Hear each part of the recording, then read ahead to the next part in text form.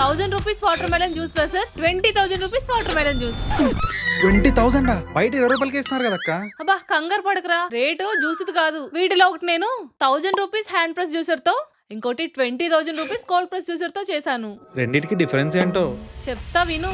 First hand press juicer లో around 500 grams ఉన్న water melon ని ఇలా క్లాత్ లోకి తీసుకుని జ్యూసర్ లోకి ప్లేస్ చేసి మాన్యువల్ గా ప్రెస్ చేసుకుంటే జ్యూస్ ఇలా స్క్వీజ్ అవుతుంది.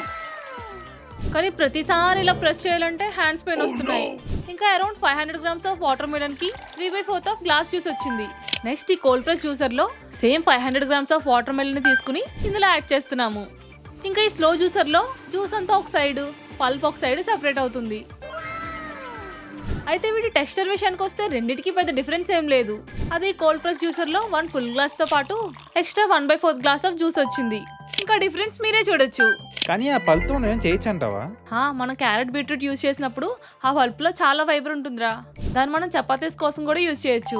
మరి ఈ రెండిట్లో మీకు ఏది బెస్ట్ అనిపించిందో కామెంట్ చేయండి. వీటి లింక్స్ బయోలో ఉన్నాయి అండ్ ఇక్కడ కూడా ట్యాగ్ చేశాను.